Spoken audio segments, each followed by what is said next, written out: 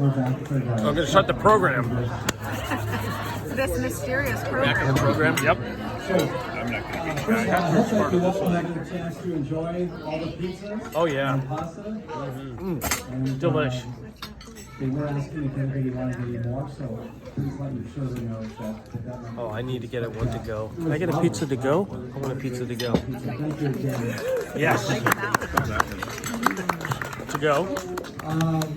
The way that Janice and I wanted to kind of go next was we wanted to say a special few words to our future daughter-in-law, Jane. Ooh, here we go. So what was wonderful is that we have had a great opportunity to meet Jane and get to know Jane over the last several years. And whether it was in the dream that they had to move to New York, which they did, or to live together for a while during the very uncertain times of COVID, or whether it was to plan a wedding here tomorrow, twice, or whether it was with Poppy, right, and bringing Poppy lines in your puppy. It was wonderful, a chance to get to know Jane. And I might just add that she is not only a great event planner and wonderful with flowers, but she also cares very much for others, and family and friends have a very special place for her. So it's fantastic that she joined our family. Great that she's a part of Christopher's life, and we're very thankful about that. So thank you, Jane. Welcome to the family.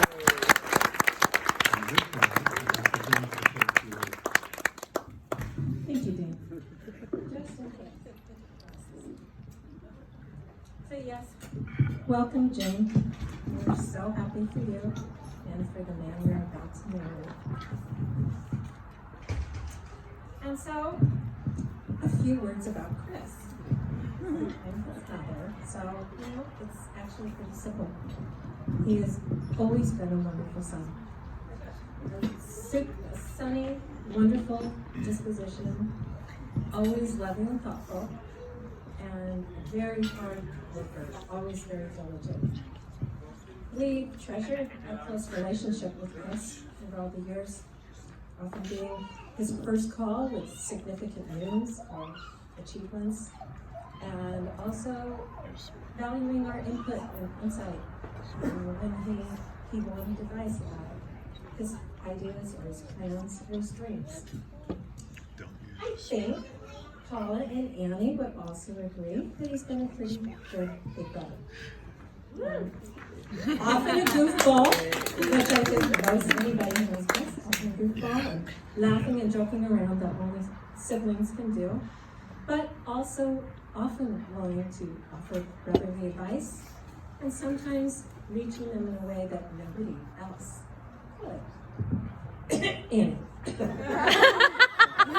Oh, whoopsie.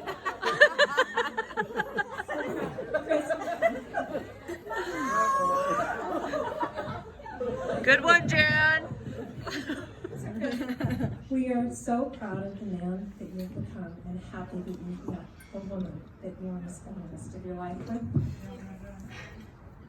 You have always treated all of the roles and relationships in your life with great care and sensitivity and kindness. I have no doubt that you're going to do the same thing in your role as a husband. And I can say for sure, Jane, that you will always be able to count on him. Congratulations. We look forward to what comes next as you start this new journey together. We love you.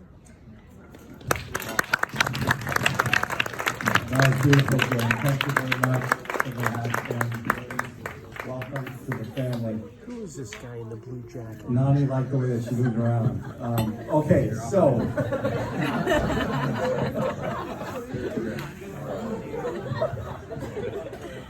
One thing that makes this evening so special is the coming together of all of us together as one family. Two great families and great sets of friends united together as one to support Jane and Chris and their marriage together going forward. And if you talk about family, the one thing that comes to mind is the wedding party, because I don't think you can separate the two of those. So the wedding party is just has been just amazing, and you all have influenced and impacted Chris and Jane's lives so tremendously, and really truly they've become the people that they are because of all of you. So we'd like to get a couple of members of the wedding party up to speak tonight. So we're going to have two, one for the bride, one for the groom. So we would like Courtney Brown to come up and speak on behalf of the bride. And Courtney will be followed by Andy Sherman, who will talk a little bit about for the groom side. Okay, so here you are, Courtney. Don't worry. I'm worrying. Got a few pages here, but I'm ready to go. So, for those of you who don't know me, my name is Courtney, and I have been friends with Jane for almost 30 years. Not many people my age can say that they have had a close friend in their life for that long. I hold our friendship very close to my heart. Growing up in the small town of Hollister and just down the road from Jane, we made many memories. Jane and I definitely knew how to fill our summers. Some memories included rollerblading like we were professionals around the neighborhood.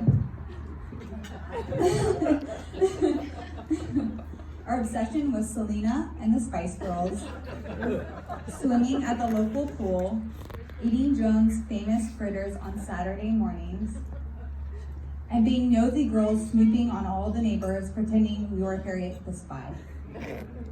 We would have sleepovers for a week straight at each other's house without 1 second of being sick of each other. I can go on and on with memories with Jane. Jane is one friend that can make me laugh until I cry. There's something about her that just makes me giggle. One day we found ourselves jealous of everyone having braces but us.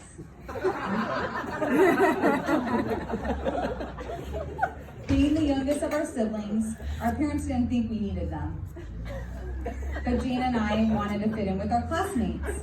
So Jane and I decided to sneak into her dad's tool shed and create our own braces with Sean's metal wires and wire cutters. Let's just say it didn't turn out as cute as we thought it would. The sides of our cheeks were pretty cut up. But we still thought we were so cool. Definitely worth the laughs.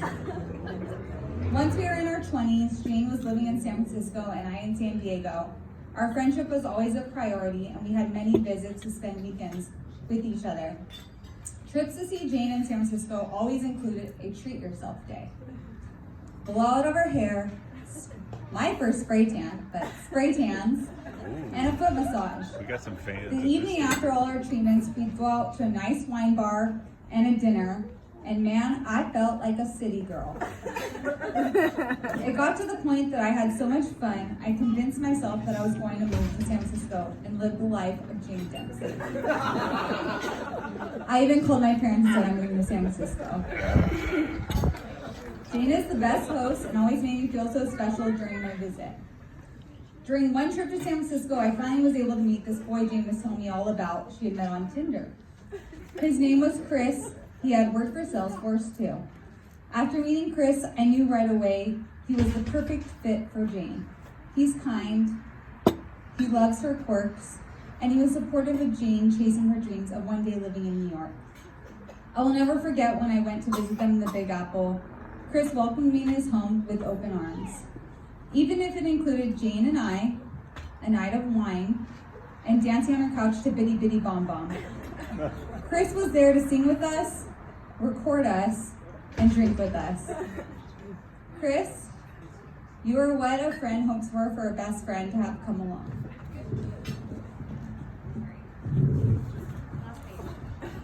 A guy who can hang with his girl and her best friend and let them be themselves. Chris and Jane, I am honored to be around to watch your love story unfold. I cannot wait to continue to make many more memories with you two during this next chapter of your life. And last but not least, I want to end this with a poem about friendship. It is often said that it is love that makes the world go round. However, without doubt, it is friendship which keeps our spinning existence on an even keel. True friendship provides so many of the essentials for a happy life. It is the foundation on which we build an enduring relationship. It is the mortar which bonds us together in harmony, and it is the calm, warm protection we sometimes need when the world outside seems cold and chaotic.